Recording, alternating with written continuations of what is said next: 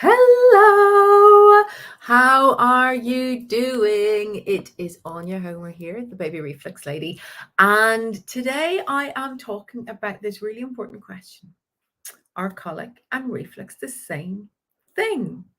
I'm going to wait for a few people to join. If you're watching on the replay, please do hashtag replay. If you're watching me here, please ask your questions. I'm going to keep this one hopefully relatively short today. This is a question that comes up quite a lot. Are colic and reflux the same thing? Well, all too often, colic in those first 3 months gets called colic. And when it doesn't get resolved or babies suddenly don't grow out of it when they're 12 weeks old, it gets re-diagnosed as reflux. Now, the reason for this is that they present very similarly. And I don't believe in colic. Going to be quite out there with this. I don't believe in colic. Colic to me is just another word which allows doctors and health visitors and stuff to dismiss the cries of a child. It's a way to allow doctors to get away with saying pain is normal. Now, I have just spent this afternoon creating and going through the slides in preparation for my webinar next week about the impact of pain in infancy. And so it's really, really important that we start to take both colic and reflux as a child's way, a baby's way of saying, help, please help me, because that is essentially what they're doing when they're crying. They are asking for help. Does this resonate? Let me know, what is your stance on colic and on reflux? A lot of doctors, a lot of people think that reflux has to have vomiting with it. It doesn't. We have silent reflux, which is regurgitation of material into the esophagus only. Colic is given this definition of crying for an unknown reason for more than 3 hours a day, more than 3 times a week, for more 3 weeks in a row. I mean, what sort of ludicrous description from any sort of a medical term is that for a condition? If a baby is crying, what we know for sure is they're asking for something. They're trying to tell us something. It is their only vocal way of communicating with us. They have lots of other ways of communicating, of course. They use their body language and their body reacts and their movements, which is a real important thing for us to be able to tune into and pay attention to. But for us to simply say they're colicky and leave it at that is, in my opinion, wholly wrong. It's an excuse if we say they're colicky and then let that be it. Because every single child who is crying is trying to tell us something. Does this make sense? Do you believe that when children cry, they are trying to tell us something? Now, that something could be that they're hungry. It could be they're tired.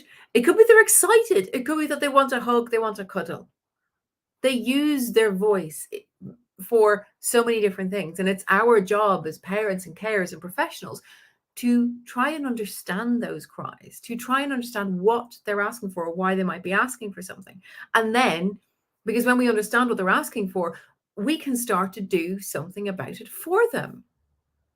Does this make sense? So, colic and reflux are not the same thing, and yet neither of them should ever be ignored. The fact that there is no true medical definition of colic is a bit ridiculous in my mind. Like, for anybody watching in the States, purple crying also fits into this bracket. Like, purple crying is the most god-awful description I have ever heard, and an allowance for the medical community to say, dear parents, ignore your crying child. It's their get out of jail free card going, nah, it's purple crying. Same thing as colic, just with a different name around it. So, kids who have colic are simply misunderstood. We don't know why they're crying. And we might be using the term colic to allow us to not take action in understanding what's going on. A doctor who says your baby's got colic is not then going to proceed with a lot more questions about, well, what exactly is going on for them? When does it happen? What foods are they eating? How are they drinking? They're not going to investigate any of that. They say it's colic, goodbye. And this is wrong because it means we're not listening to these children who are asking for help. Amy has just said, my daughter's on 2 lots of reflux medications and she's my 4th child, but it's been the most difficult 6 months ever because nobody listens to me. This is the challenge, Amy, and to everybody else. There are a few of us out there who will listen. The challenge is when we seek help from those we expect to listen, which in my case was doctors, midwives, health visitors, public health nurses, those sort of people. I thought they would know more. I thought they knew better. And each of them told me it was my expectation of being a parent that was out of line, not my observation of my child who was in pain. Now, I want to tell you all that it doesn't matter whether reflux and colic are the same thing. Sometimes they are, sometimes they're not. By medical literature, they're not. However, that should not prevent us from seeking more clarity for ourselves and asking different questions. When you ask the question, what is causing my child or this child's discomfort or pain?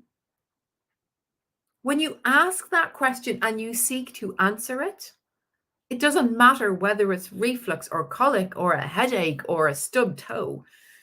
If we keep that question front and foremost in our minds, then we get better answers all the time. So if you want to start understanding what might be going on for your child, whether it's reflux, whether it's colic, whether they're just more unsettled than you think they should be and you'd like to help them, then start with the free resources I've got, okay? The symptoms tracker, which you'll get a link in my bio if you're on Instagram. You'll get it on the website, and we'll put a link in the comments if you're on Facebook or YouTube.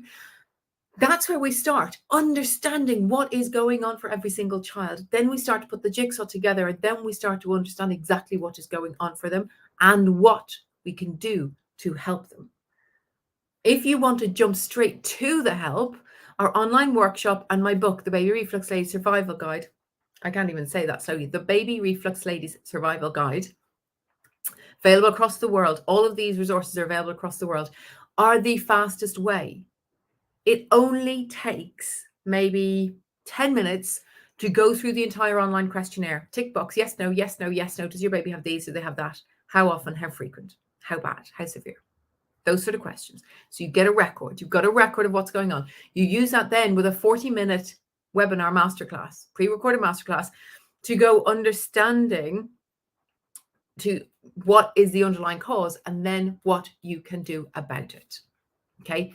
That's where we're going with this. That's how quickly we can change. We can change. I had a message yesterday from a mum who was asking this question. Her daughter was on, had started solid, so she enrolled in the weaning course. And 24 hours in, she sent me a message to say, oh my goodness, how greatly things have changed that quickly. Because asking that same question, what is causing this child's discomfort or pain, gives us different answers for different children, but allows us to take really specific action thereafter. Is this making sense? Does it make sense? Logical.